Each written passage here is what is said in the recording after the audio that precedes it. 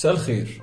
1+1 بيقول لك إن الرياضيات لغة فقيرة جدا جدا، ده حتى حروفها اللي هي أرقامها مجرد 10 أرقام بس، اللي هما الصفر والواحد والاتنين والتلاتة والأربعة والخمسة والستة والسبعة والتمانية والتسعة.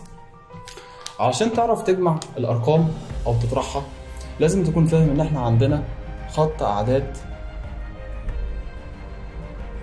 بيجمع الارقام دي مع بعض، وخط الاعداد ده احنا ما نعرفش فيه اي حاجه غير ان في نصه فيه العدد او الرقم صفر، وعلى يمينه فيه واحد، وعلى شماله 2 3 4 5 وهكذا لغايه الملا نهايه.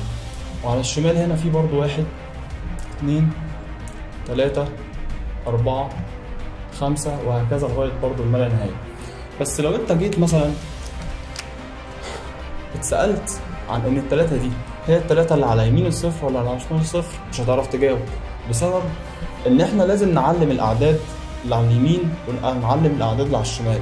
مثلا احنا اخترنا ان احنا نعلم كل الاعداد اللي على يمين الصفر بان هي تبقى موجبة، وكل الاعداد اللي على شمال الصفر بان هي تبقى اعداد سالبة، وبكده بقى عندي -1 -2 -3 -4 -5 وهكذا. وهي على اليمين عندك 1 2 3 4 5 وهكذا. كل عدد على خط الأعداد بيفرق عن العدد اللي قبله أو اللي بعده بمسافة أو مقدار قيمته الواحد، يعني بين الاتنين والواحد في واحد، بين التلاتة والاتنين في واحد، وده أصلا أساس النظام بتاعنا اللي هو نظام العد. تيجي مثلا عايز تجمع مثلا 2 زائد 3. الاتنين زائد 3 كلنا عارفين طبعا هي ب5، بس انا بتكلم من وجهة نظر الاعداد عشان خاطر تعالج مشكلة السالب. يعني 2 زائد 3 ادي الاتنين، لان كل عدد على خط الاعداد المفروض ان هو ليه مكان خاص بيه. الاتنين دي هتمشي بيها يمين في اتجاه الزيادة، خلينا نسمي ان ده اتجاه الزيادة ونسمي ان ده اتجاه الايه؟ النقص. من عند الاتنين هتتحرك يمين 3 خطوات، خطوة التانية التالتة، فهتوصل عند الكام؟ عند ال5. عشان كده 2 زائد 3 بتساوي 5.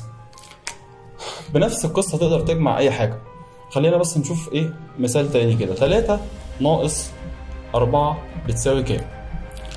عشان تمشي نفس الموضوع لازم تروح تقف برضو عند العدد 3 اللي هو ده المرة دي، وبعد كده انت هتمشي في اتجاه النقص 4 خطوات، يعني هترجع خطوة 2 3 4، فبالتالي هتوصل عند الكام؟ عند -1.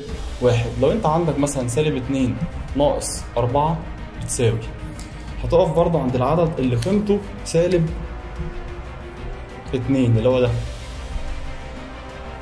العدد -2 ده الراجل بيقول لك انك هترجع من عند -2 -4، يعني هتمشي في اتجاه النقص شمال 4 خطوات،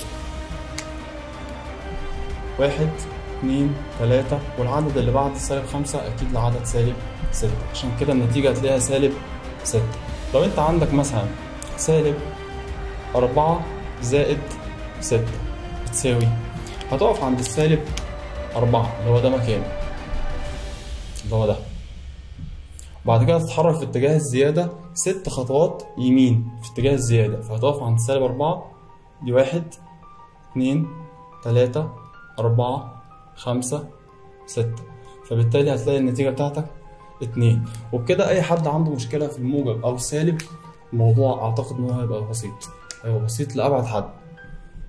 كمان علشان